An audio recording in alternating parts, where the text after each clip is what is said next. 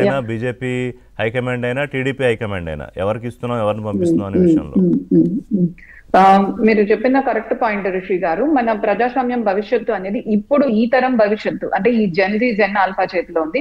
ఇప్పుడు మనం చూసాం అనుకోండి, జెన్జీ నుంచి ఎవరైతే ఫస్ట్ ఎన్నికయ్యారో బీహార్ నుంచి అందరూ మాట్లాడుకుంటున్నారు మైథిలి ఠాకూర్. ఎంత అమ్మాయి ఎంత క్లీన్ రికార్డ్ ఉంది. మరి అలాంటి అమ్మాయి ఫస్ట్ టైం జెన్జీ తరపున భారతీయ జనతా పార్టీలో ఎమ్మెల్యేగా బీహార్ లాంటి రాష్ట్రంలో ఎందుకు అడుగు పెట్టిందంటే 2024లో ఇన్ఫ్లుయెన్సర్స్ యూత్ ని రాజకీయాల్లోకి రావాలి అని మోడీ గారు స్వయాన ఒక మీటింగ్ అంటే ఒక చిన్న ఈవెంట్ లాగా పెట్టి ఆర్గనైజ్ చేశారు. ఇది ప్రధానమంత్రి నరేంద్ర మోడీ గారు ప్రతి సంవత్సరం చేస్తుంటారు.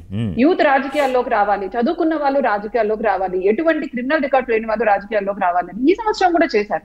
సో ఆంధ్రప్రదేశ్ లో కూడా ఇటువంటి అసెంబ్లీ, ఈ మాక్ పార్లమెంట్లు మీరు అన్నట్టు ప్రతిసారి జరుగుతూ ఉండాలి ఋషి గారు.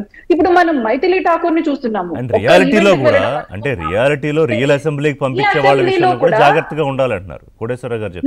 ఉంటారు. నేను చెప్తున్నదే. ఇప్పుడు మీరు అదే చూసారు అనుకోండి, బెంగాల్లో భారతీయ జనతా పార్టీ ఎవరికి ఇచ్చింది టికెట్? రేఖా పాత్రకి ఇచ్చింది. సందేశ్ కలి అటువంటి మనందరం విన్నాం కదా, అరాచకాలకు గురి అయ్యి దాని నుంచి బయటపడిన అసెంబ్లీ ఉన్నాయి.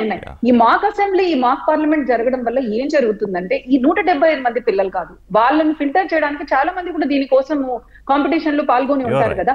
పిల్లల్లోనే ఒక సృజనాత్మక శక్తి లేకపోతే ఒక ఆలోచన వస్తుంది, నేను కూడా రాజకీయాల్లో వెళ్ళొచ్చు అని. అలాంటప్పుడు వాళ్ళు ముందుకు వస్తే పార్టీలు కూడా డెఫినెట్ గా ఇస్తాయి.